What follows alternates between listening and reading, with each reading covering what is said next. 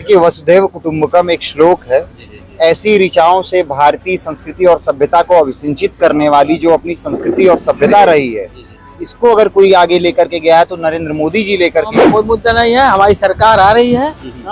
हम लोग अब की बात 400 पार होंगे, 400 पार एकदम पार होंगे। कोई स्मृति ईरानी है गैस सिलेंडर लेके चढ़ती थी सर पे, 300 400 क्यों अब 1200 हो गया, क्यों नहीं आके लेके बैठ नहीं स्मृति ईरानी? तो बताइए, ये भी बता रहे हैं 400 पार कांग्रेस सरकार, 400 पार है कांग्रेस सरकार, 400 पार कांग्रेस सरकार।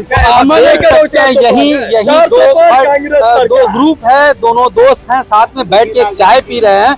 यही एक सरकार किसी की हो, किसी पार्टी की हो, प्रधानमंत्री कोई हो, मुख्यमंत्री कोई हो, जनता को हर चीज जानने का अधिकार है, क्योंकि जनता के ही पैसे से मुख्यमंत्री हो चाहे प्रधानमंत्री हो, कोई भी रहे हो, जनता के ही पैसे से ऐशो आराम कर रहे हैं। एक कहावत है, सुपो हंसे तो हंसबो करे, पूर्वांचल में बोलते हैं। जी। सुपो हंसे तो हंसबे करे, चलनियो हंसे जोने में 72 भैया हाँ कुछ कहना चाह रहे हैं? खारी हमारे 1 हेक्टेयर में 5 कुंटल गेहूं हुआ है। भैया ये जो गली गली साड़ छोड़े गए हैं, जिनके तथा कथित जो लोग लाभ ले रहे हैं, किसका बचा खेत जो चर नहीं है भैया, हम बहुत खुश। हमारे 1 हेक्टेयर खेत में 5 कुंटल हुआ है, कटाई भर नहीं हुआ है। और इतना भ्रष्ट सरकार हमने नहीं देखा था। हर अधिकारी मनमाना है, नेताओं की सुनता नहीं है। वो हर अधिकारी, हम तो मुख्यमंत्री जी से मिलते हैं, कोई अधिकारी किसी नेता की नहीं सुनता है। चपरा लोकसभा चुनाव 2024, जनता के सवालों का कौन देगा जवाब? नमस्कार, आप देख रहे हैं न्यूज स्टार 1। इस वक्त हम मौजूद हैं सीएम सिटी गोरखपुर में। ये गोरखपुर का इंदिरा बाल विहार है। आप मेरे पीछे देख सकते हैं, इंदिरा बाल विहार का पार्क है। दो पीछे हमारे पार्क है और एक तरफ रोड है। रोड के बाएं तरफ ये सारे होटल्स हैं जो इंदिरा बाल विहार की तरफ जाते हैं। सीधे ये रोड गोलघर की तरफ निकल जाता है। लोकसभा का चुनाव नज़दीक है, अब समय समाप्त हो चुका है। 1 से 2 दिन बचे हुए हैं लोकसभा चुनाव के संबंध में। इसी संबंध में हम लोगों से जानेंगे लोगों की राय क्या है, लोग कहना क्या चाहते हैं, लोग इस समय किन मुद्दों पर वोट कर रहे हैं, हमारा भी ले लेते हैं।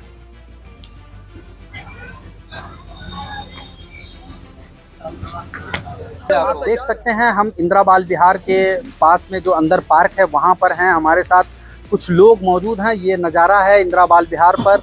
यहाँ चकाचौंध रहती है, शाम के टाइम लोग यहाँ अक्सर आते हैं और चाय नाश्ता यहाँ करने के लिए भीड़ लगी रहती है। आप यहाँ देख सकते हैं सीधे तस्वीरों में। हमारे साथ कुछ लोग मौजूद हैं, उनसे हम चर्चा करेंगे, उनसे जानेंगे कि चुनाव में क्या मुद्दे हैं, किन मुद्दों पर जनता वोट कर रही है।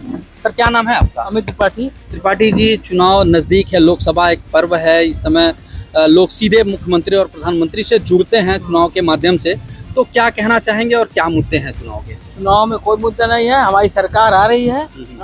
हम लोग अब की बात 400 पार होंगे, 400 पार एकदम पार होंगे। किन क्या क्या मुद्दे रहे हैं? क्योंकि जो विपक्ष है वो कह रहा है कि यहाँ जो सरकार है उसकी कहीं हवा नहीं है, तो उस पर क्या कहना चाहिए? विपक्ष है ही नहीं, विपक्ष कहाँ है? आपका दूल्हा ही नहीं तय है, हमारे दूल्हा तय है ना। आपका दूल्हा कहाँ बताइए? आपने कहीं देखा दूल्हा कहीं हम कहते हैं? दूल्हा ही नहीं है, हमारा दूल्हा तैयार है, बिन दूल्हे की बारात है। और 4 तारीख के बाद ये खंड में जो है विपक्ष जो है खंड चूर चूर हो जाएगा, इनका कुछ नहीं। क्या अंतर रहेगा? पिछली बार जो यहाँ के रवि किशन सांसद चुने गए थे, काफी अंतर से चुने गए थे, तो इस बार क्या अंतर रहेगा? फिर भी जीतेंगे, 2 लाख प्लस वोट जीतेंगे। तो अगली साल 2 लाख प्लस था अगली बार। अभी चोर मिले हो ना, सभी चोर मिले हुए हैं। अच्छा, तो कुछ मार्जिन कम दिखाई दे रहा है। कम दिखेगा, लेकिन चुनाव जीतेंगे। क्या नाम है सर आपका? संजीव त्रिपाठी। क्या कहना चाहेंगे? चुनाव नजदीक है, 2 दिन बचा हुआ है, 7 चुनाव की जो प्रचार प्रक्रिया है वो बंद हो चुकी है, तो अब सीधे जुड़ना है, 1 तारीख को वोटिंग होनी है, तो क्या कहना चाहिए? देखिए, वसुधैव कुटुंबकम एक श्लोक है। ऐसी ऋचाओं से भारतीय संस्कृति और सभ्यता को अभिसिंचित करने वाली जो अपनी संस्कृति और सभ्यता रही है, इसको अगर कोई आगे लेकर के गया है तो नरेंद्र मोदी जी लेकर के गए हैं।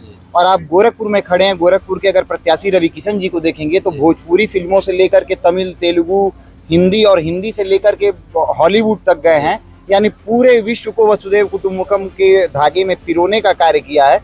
तो निश्चित तौर पर राष्ट्रवाद के ऊपर निश्चित रूप से उज्ज्वला योजना को ले लीजिए, आयुष्मान कार्ड को ले लीजिए, अभी गर्मी बहुत है ना। कह रहे हैं विपक्ष ये कह रहा है कि एक बाहरी बनाम लोकल का भी एक मुद्दा बनाया जा रहा है, तो उस पर क्या कहना है? अच्छा एक बात बताइए, शंकराचार्य जी ने पूरे भारत की पद यात्रा की तो बाहरी थे। गांधी जी की दंड यात्रा कहाँ से शुरू हुई, कहाँ तक गई, तो बाहरी थे। अरे ये देश हमारा है तो अपना ही।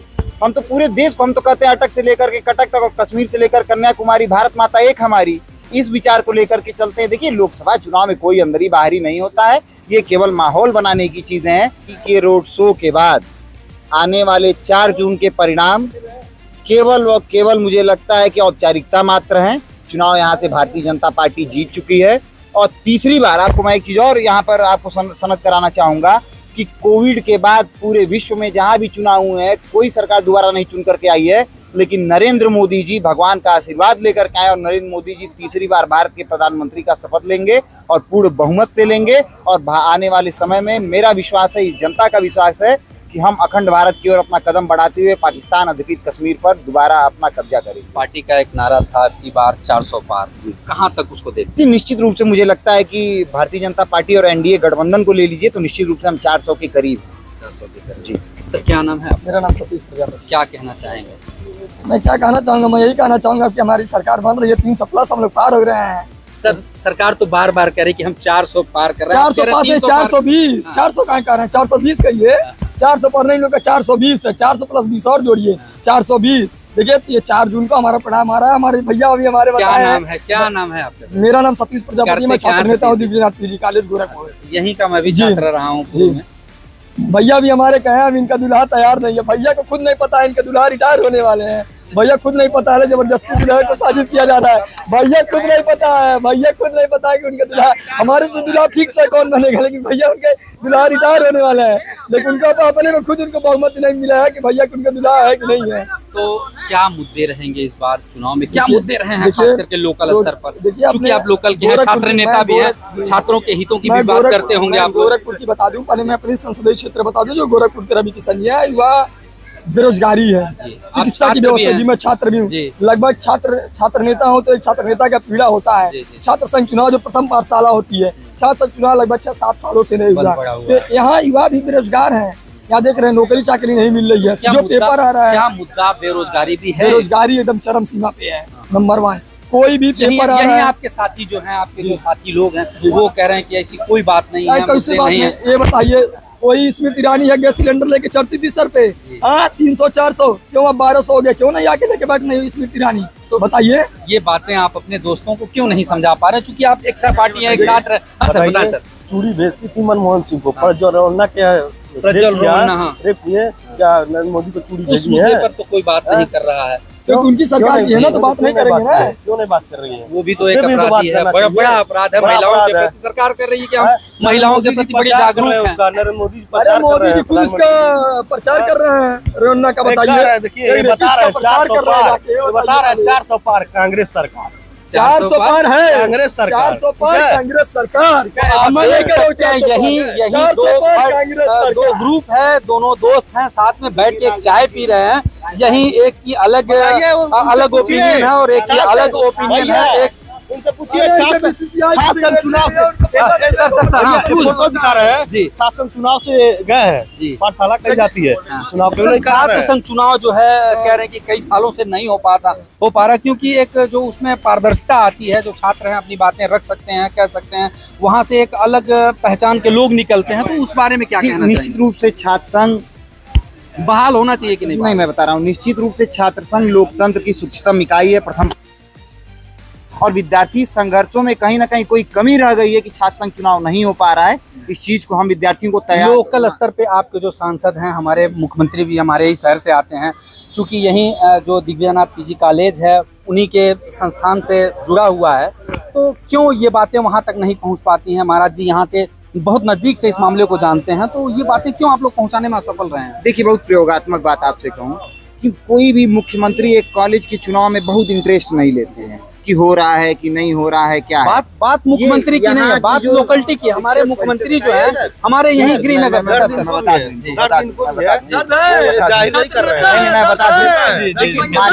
माननीय योगी आदित्यनाथ जी स्वयं छात्र संघ के नेता रहे हैं, और माननीय योगी आदित्यनाथ जी के कान में जब ये बात जाएगी छात्र संघ चुनाव किन कारणों से रुका है, तो निश्चित रूप से माननीय योगी आदित्यनाथ जी आप लोगों ने यही मंदिर करीब है, जनता दरबार लगा है, हम लोग आगे गोरखपुर विश्वविद्यालय है, परिषद कभी भी नहीं चाहती कि परिषद हारे, परिषद कभी भी नहीं चाहती परिषद हारे। पूछिए विद्यार्थी परिषद सबसे हार रही थी, विद्यार्थी परिषद हार रही थी भैया को पता है। पूछिए 13 दिन भूख हड़ताल में बैठा गया था छात्र चुनाव को लेकर, विद्यार्थी परिषद को आमंत्रण दिया गया था। भैया से मैं कॉल करके कहा भैया विद्यार्थी परिषद का कोई आएगा, लेकिन कोई विद्यार्थी परिषद का छात्र चुनाव सहयोग नहीं मिलता है। अंतिम बात देखिए, विद्यार्थी परिषद दुनिया का सबसे बड़ा छात्र संगठन है, सर्वस्पर्शी सर्वव्यापी छात्र संगठन। मैं यही कहना चाह रहा हूँ कि बेरोजगारी है कि नहीं? गोरखपुर में बेरोजगारी एक समस्या है, बेरोजगारी एक समस्या है, लेकिन जितना ढोल नताशा पीता जा रहा है उतना नहीं है। पहली बात, क्योंकि अगर विपक्ष कह रहा है कि हम आएंगे तो इतना रोजगार दे देंगे, तो हम सब के पिताजी उनके जमाने में ही विद्यार्थी रहे होंगे, और हम सब के पिताजी को तो नौकरी मिल जाना चाहिए था। गोरखपुर में खाद कारखाना है, मोदी जी ने खुलवा दिया ना। पूछिए भैया से गोरखपुर का कौन व्यक्ति इसमें काम करता है? सारे गुजराती आके भरे, कर्मचारी से लेके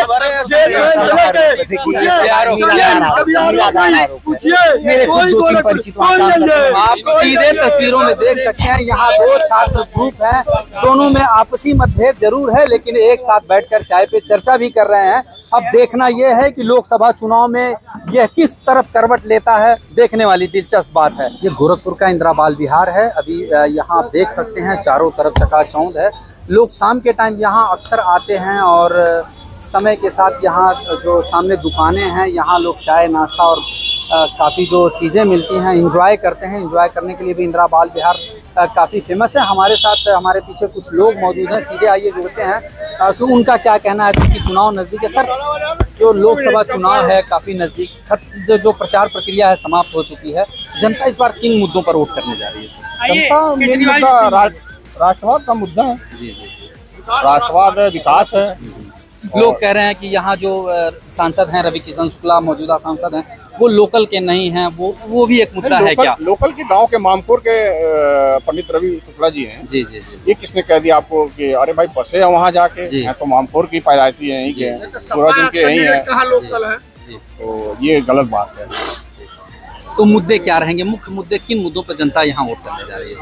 ये तो जनता को क्या, चूंकि ये महाराज जी का भी गृह जनपद है, माने रखता है काफी गोरखपुर, जो पूरे देश में अब एक पटल पे दिखाई देने लगा है जब से महाराज जी मुख्यमंत्री हुए हैं। देखिए, प्रदेश में और देश में सबसे बड़ा मुद्दा है लॉ एंड ऑर्डर का, विकास का है, और गरीबों को पक्के मकान मिल रहे हैं, राशन मिल रहा है और तमाम सेवाएं मिल रही हैं। तो क्या चाहिए जनता को?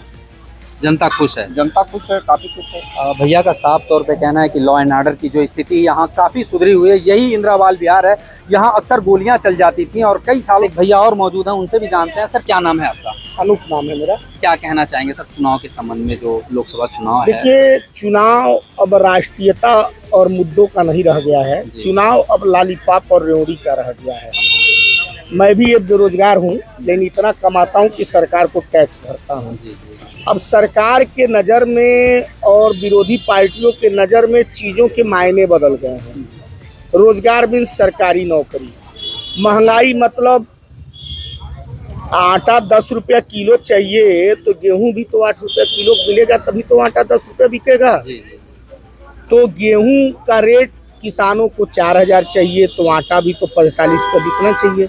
मुझे तो पूरा संतुष्टि है, क्योंकि देखिए, आप तभी भी स्वच्छ वातावरण में रह सकते हैं जब भय, भूख और भ्रष्टाचार का वातावरण न हो। आप भूखे नहीं हैं तभी रोजगार की बात करेंगे, आप आतंक के माहौल में नहीं हैं तभी आप अपने हक की बात करेंगे, और जब भ्रष्टाचार नहीं है तभी आपके हक की चिंता लोग कर सकेंगे। रिजल्ट, आज लोग कहते हैं पर्चा आउट होता है, लेकिन मैं बताता हूं कि आज के 5 साल 6 साल 7-8 साल पहले पर्चा नहीं आउट होता था, रिजल्ट आउट होता था। पर्चा तो बाद में होता था, लेकिन रिजल्ट पहले आउट होता था। भैया भैया हाँ कुछ कहना चाह रहे हैं खारी हमारे 1 हेक्टेयर में 5 कुंटल गेहूँ हुआ है। भैया ये जो गली गली साड़ छोड़े गए हैं, जिनके तथा कथित जो लोग लाभ ले रहे हैं, किसका बचा खेत जो चल रही है भैया हम बहुत कुछ हमारे 1 हेक्टेयर खेत में 5 कुंटल हुआ है, कटाई भर नहीं हुआ है। और इतना भ्रष्ट सरकार हमने नहीं देखा था। हर अधिकारी मनमाना है, नेताओं की सुनता नहीं है। वो हर अधिकारी, हम तो मुख्यमंत्री जी से मिलते हैं, कोई अधिकारी किसी नेता की नहीं सुनता है। चपरासी भी विधायक के जाने पर कुर्सी से नहीं उठता है। विधायक जी फोन करिए, कहते हैं मेरा बस की बात नहीं है। विधायक भी अधिकारी कर्मचारी पर सही काम के लिए दबाव नहीं बना पाते, सही काम करो। मनमाना सरकार है, सरकार का जाना तय है। भ्रष्टाचार, महंगाई की 400 पार करने अरे जुमलेबाज जो रोज सुबह से शाम तक आप लोग देखते हैं, झूठ की सरकार चल रही है। आप इतना झूठा, इतने झूठे, इतने झूठे प्रधानमंत्री आपने देखा क्या? रात दिन मीडिया मैनेजमेंट करके आप टीका में दलाली, हर चीज में दलाली। कोरोना टाइम में पीएम केयर फंड नाम लेकर के पार्टी के फंड में 10,000 करोड़ ले गए, 13,000 करोड़ रुपया ले। इंडिया जो गठबंधन है उसको कितना नंबर दे रहे हैं? इंडिया गठबंधन पूरी तरीके से सरकार गठन करेगी। मोदी जी की विदाई तय है, चाहे अमरनाथ गुफा में बैठे, चाहे जाके विदेश की गुफा में। क्या नाम है भैया? हेमंत कुमार दुबे। हाँ भैया बताएं। अभी भैया ने कहा किसान इनके 1 हेक्टेयर में कोई एकड़ होता है भैया? 1 हेक्टेयर में कितना एकड़ होता है? नहीं, एक साढ़ तो समस्या है भैया। नहीं, हम लोग भी गांव देहात से देखते हैं तो ये समस्या है। सही बता रहे हैं। बीघा का फार्मूला ना है, लेकिन 1-2.5 एकड़ होला, बीघा अलग अलग होला। छोटा बड़ा आप बता रहे 5 एकड़ जो सांड छोड़े गए हैं, ये योगी जी के और मोदी जी के गौशाला से नहीं आए हैं। हम और आप जो दूध के लालच में बछवा को छोड़ दे, अरे भाई उसकी जिम्मेदारी तो सरकार की होनी चाहिए ना। यदि छोड़ रहे हैं तो छोड़ने वाले पे सजा लगवाए, अंकुश लग रहा है सजा। महाराजगंज में गौशाला है, कोई ले जाके वहाँ नहीं छोड़ता है।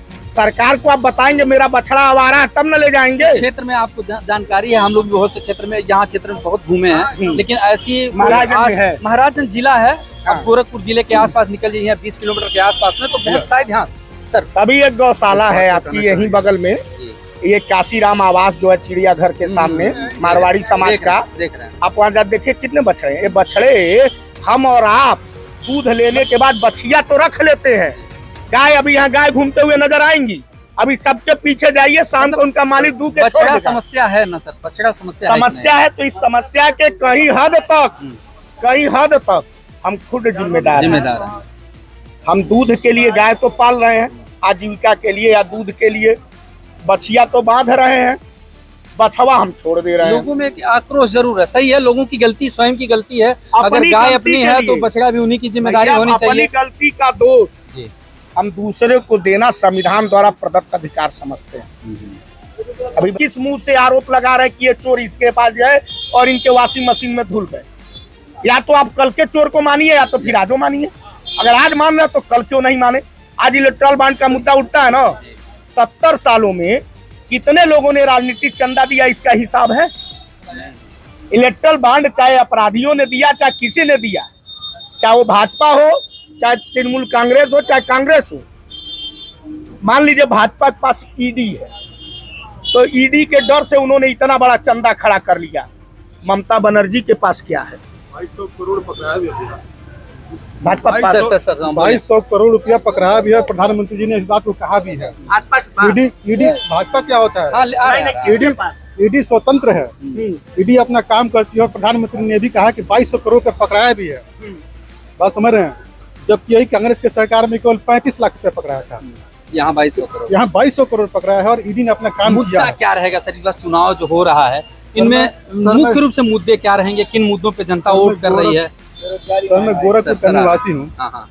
एक तो मैं ये चाहता हूँ कि शिक्षा का जो स्तर है वो अच्छा हो, जो प्राथमिक विद्यालय है उसकी स्थिति अच्छी हो, ताकि गरीब आदमी का बच्चा भी पढ़ाई अच्छा से कर सके। और एजुकेशन का, शिक्षा का स्थिति ठीक नहीं है। प्राइवेट जो विद्यालय हैं वो मनमाने तरीके से पैसे वसूल रहे हैं, मैं नेताओं उस पे कहीं अंकुश नहीं लग पा रहा। मैं नेताओं से भी कहूँगा कि नेताजी लोग जा करके विजिट करें, जा करके देखें कि हमारे प्राथमिक विद्यालय की स्थिति क्या है, बच्चे पढ़ रहे हैं कि नहीं पढ़ रहे हैं, और पढ़ाई हो रहा है तो किस स्तर का हो रहा है। पढ़ाई इतनी महंगी हो गई है आज के टाइम में, अगर आप ध्यान दीजिए सबसे मुख्य मुद्दा जो है वो आज आप लोग ध्यान ही नहीं दे रहे हैं। आप इधर उधर की बातें कर रहे हैं, हमको समझ में आ रहा है। आप जब बच्चे को एजुकेट नहीं करेंगे तो वो क्या जानेगा। क्या नाम है सर आपका? मेरा नाम गौतम गुप्ता है, मैं एजुकेशन से हूँ। तो मैं देख रहा हूँ कि जो है एजुकेशन में हूँ मैं देख रहा हूँ कि बच्चे को आज पढ़ाई के लिए एक आम आदमी पढ़ा नहीं पा रहा है, उसका एडमिशन नहीं करा पा रहा है। मुद्दे क्या रहेंगे? मुद्दे ये है, महंगाई है, इस पे ध्यान दें। और सबसे मेन बेसिक जो चीज है, सरकार को जो सर्वे करना चाहिए, बेसिक सर्वे कराएं, जो उसका हकदार उसको दें। ये चीज कभी नहीं होता है। अगर आप मेरी बात पहुंचा सकते हैं तो सबसे जरूरी चीज है सर्वे करवाइए। कोई भी चीज है उसको सर्वे करवाइए। कह के लोग छोड़ देते हैं, क्योंकि सर्वे इसलिए नहीं हो पाता क्योंकि हमारी जनसंख्या बहुत ज्यादा है। सर्वे करवाइए, जिसको जो जरूरत है वो उसको दिलाइए, उसको उसका हक दिलाइए। एक गरीब आदमी का जो है आज जो है क्या हो रहा है, क्यों ये आर्थिक स्थिति पे उसकी आर्थिक स्थिति मजबूत कीजिए और उसको जो है इतना उसको बेसिक जो नीड है उसको पूरी करें। जैसे कि मान लीजिए उसका शिक्षा अगर आप अच्छा करेंगे तो उसके आधार पे वो अपना जीवन यापन अच्छे से कर पाएगा। शिक्षा पे ज्यादा जोर देने की जरूरत है, शिक्षा की बजट बढ़ाने की जरूरत है। कई लोग हैं अपने अपने ओपिनियन रख रहे हैं। सर क्या नाम है आपका? मेरा नाम रवि गोस्वामी है। चुनाव जो है किन मुद्दों पे होगा, मुख्य रूप से क्या मुद्दे होंगे? पहले मैं इनका जवाब दे दूं। बताएं सर। शिक्षा, जिसे कि मैं बता दूं, आपको जानकारी होनी चाहिए कि जिस विचारधारा की भारतीय जनता पार्टी है उसी विचारधारा से एक छात्र संगठन है अखिल भारतीय विद्यार्थी परिषद, वो शुरू से मांग करते आया है कि शिक्षा व्यय को 10% किया जाए।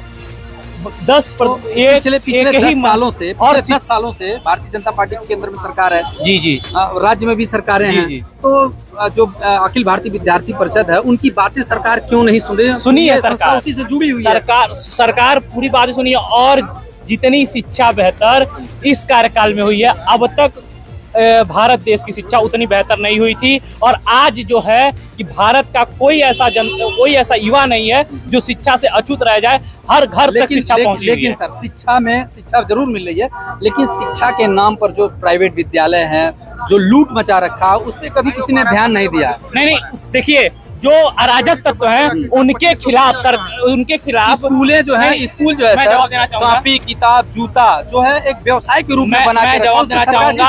अराजक तत्वों के खिलाफ प्रशासन कार्रवाई कर रही है। आए दिनों आप ही के मीडिया द्वारा हमको सुनने के मिलता है कि इस विद्यालय को बंद किया गया, उस विद्यालय को बंद किया गया, इस विद्यालय पे नकल का आरोप लगाया गया। तो कई विद्यालयों के लाइसेंस तक रद्द किए जाते हैं। आप ही के मीडिया द्वारा हम लोग को पता चलता है। तो ये आप ही बताते हैं। क्या कहना चाह रहे हैं? मैं ये कहना चाहता हूँ, कोई कार्रवाई नहीं हो रही है शिक्षा के नाम पे। आप देखिए आज के डेट में आप गवर्नमेंट स्कूल में चले जाइए, वहाँ की बिल्डिंगें गिर रही हैं। वहाँ पे ये हाल हो गया है कि वहाँ पे पैसा नहीं आ रहा है जो है, ताकि जो है, क्योंकि हम लोग मिलते रहते हैं डायरेक्टर प्रिंसिपल सर से, तो पैसा नहीं आ रहा है ताकि वो अपने जो है जो उनका बेसिक चीज है उसको मजबूत कर पाए। कौन सी विद्यालय? भैया आ रहे भैया। सर क्या कहना चाह रहे हैं सर? देखिए भैया, ये पूर्ण रूप से धन्ना सेठों की सरकार है। हवाई जहाज हेलीकॉप्टर कौन खरीदता है? उस पे 3% GST। सरकार तो कह रही है हम विकास कर रहे हैं, रोड बनवा रहे हैं, चौड़ीकरण कर रहे हैं, तो लोग उससे भी आप आंकड़ा निकाल लीजिए कि देश का आदमी GST के रूप में कितना पर मंथ पैसा देता है, क्योंकि सबको 20 तारीख तक रिटर्न फाइल कर देना पड़ता है GST। पहले की सरकारों में जब सेल टैक्स था तो साल में एक बार 4% सेल टैक्स लगता था, तो 4% के हिसाब से साल में उसका रिटर्न दाखिल होता था। अब हर महीने GST 20 तारीख को रिटर्न फाइल हो जाती है। और सबसे ज्यादा GST इस देश का उपभोक्ता देता है। सुबह उठा, ब्रश लिया, पेस्ट लगाया, GST देना शुरू। बिस्किट उठाया, नमकीन उठाया, GST देना शुरू। अगर हेलीकॉप्टर जहाज पे 3% GST है और इसी देश में कलम किताब पे 18% GST है। देखिए अभी भाई साहब हमारे इलेक्टोरल बॉन्ड की बात कर रहे थे, ठीक है। इलेक्टोरल बॉन्ड को SBI ने क्यों कहा कि हम जून के बाद, सुप्रीम कोर्ट का डंडा पड़ा, दिया। पीएम जो पीएम केयर फंड बना है, जनता क्यों नहीं जान सकती है भाई? सब चीज जनता का है। किसी की भी सरकार हो, सरकार किसी की हो, किसी पार्टी की हो, प्रधानमंत्री कोई हो, मुख्यमंत्री कोई हो, जनता को हर चीज जानने का अधिकार है, क्योंकि जनता के ही पैसे से मुख्यमंत्री हो चाहे प्रधानमंत्री हो, कोई भी रहे हो, जनता के ही पैसे से ऐशो आराम कर रहे हैं, हेलीकॉप्टर जहाज का प्रयोग कर रहे हैं, सुख सुविधा ले रहे हैं। कह रही है कि जो हमारा विकास का कार्य है, जो हमारी व्यवस्थाएं हैं, उससे जनता काफी खुश है। इस बार हम 400 पार करने जा रहे हैं। देखिए, हम एक बात बता दें, वो पार्टी है, कुछ 400 पार कर दें, 543 कर दें, हम जीत रहे हैं, इसमें किसी का कोई रोक नहीं है। वो अपने मर्जी से जो कुछ कर रहे हैं, लेकिन जनता जो वोट कर रही है, आप भी घूम रहे होंगे, जनता को हर चरण वाइज आप माहौल जान रहे होंगे, जनता क्या चाहती है।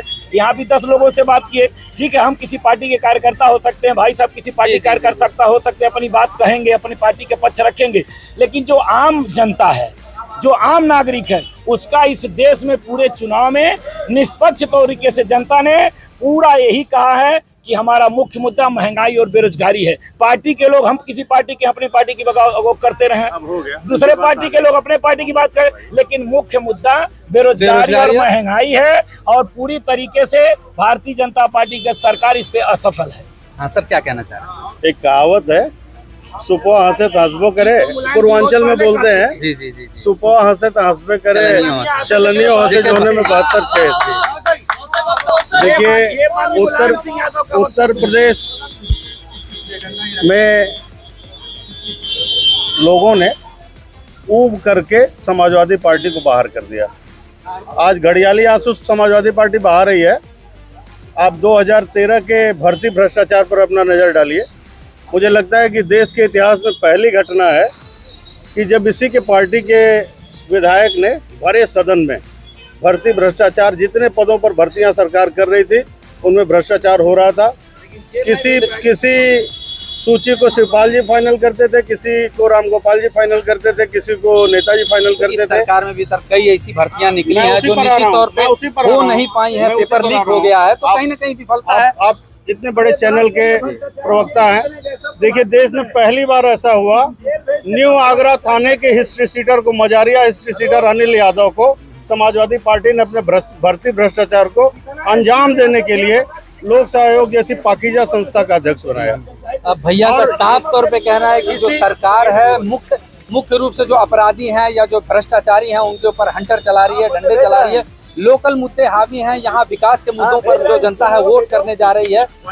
हमारे साथ एक भैया मौजूद है, अपनी बात कुछ कहना चाह रहे हैं। क्या नाम है? मेरा नाम विकास सिंह है। क्या कहना चाहेंगे, किन मुद्दों पे, लोकल मुद्दों पे चुनाव लड़ा जा रहा है? देखिए, यहाँ का मुद्दा तो देखिए, आप खुद देखिए, उनका विकास किया जा रहा है। अब विपक्ष है, वो कह रहे हैं हम जीत रहे हैं, तो पहले वो तो सिद्ध करने के उनके प्रधानमंत्री कौन बनेगा। उनका प्रधानमंत्री का चेहरा ही नहीं सामने है, या तो पर डे वाइज प्रधानमंत्री चेंज करेंगे। तो क्या चुनाव लड़ेंगे? कांग्रेस इतनी बड़ी पार्टी होकर 17 सीट पे यूपी में आके सिमट गई है, उन्होंने गठबंधन के 17 सीट तो क्या इसमें कुछ कहना ही नहीं है। 350 प्लस बीजेपी आ रही है, पूर्ण बहुमत की सरकार बनाएगी। पिछली बार रवि किशन शुक्ला जो है यहाँ से काफी ज्यादा वोटों से जीत रहे थे, तो यहाँ क्या कहना है? इस बार माननीय रवि किशन शुक्ला जी सांसद रहे और इस बार भी सांसद होंगे, और यहाँ की राजनीति किसी व्यक्ति विशेष पर नहीं होती। यहाँ की राजनीति मंदिर का है। हमारे माननीय योगी आदित्यनाथ जी जो सीएम है, वो उनके व्यक्तिगत यहाँ पे उठ जाती है। यहाँ कोई भी व्यक्ति अगर आ जाता है बीजेपी में, यहाँ मंदिर के नाम पे विकास भी हुआ है। का साफ तौर पे कहना है कि यहाँ कोई भी प्रत्याशी हो, मंदिर के नाम पर उसको वोट दिया जाता है और उसी के नाम पर हम लोग अपना जो सांसद है उसको चुन रहे हैं। यहाँ देख सकते हैं मेरे पीछे जो कुछ लोग हैं, मित्र ही हैं आपस में। जो चुनावी चर्चा है उस पर थोड़ा सा माहौल गर्मी का है, लेकिन कुछ ऐसी बातें नहीं है जो क्या कहना चाहेंगे भैया? भैया देखिए, सीधी बात है कि अगर रोजगार का ले लिया जाए तो भी फेल है, क्योंकि अगर मैं यहाँ पे उत्तर प्रदेश सरकार की बात करूँ तो 7 साल में 70,000 नौकरियों का ये लोग क्लेम करते हैं। वहीं मैं बगल के राज्य में चला जाऊँ तो तेजस्वी यादव जी ने 15 महीने के अंदर 5 लाख नौकरियां। यहाँ तो पार्टी के लोग कह रहे हैं कि यहाँ जो युवा है वो काफी खुश है, हमने सबको अरे भैया वही तो मैं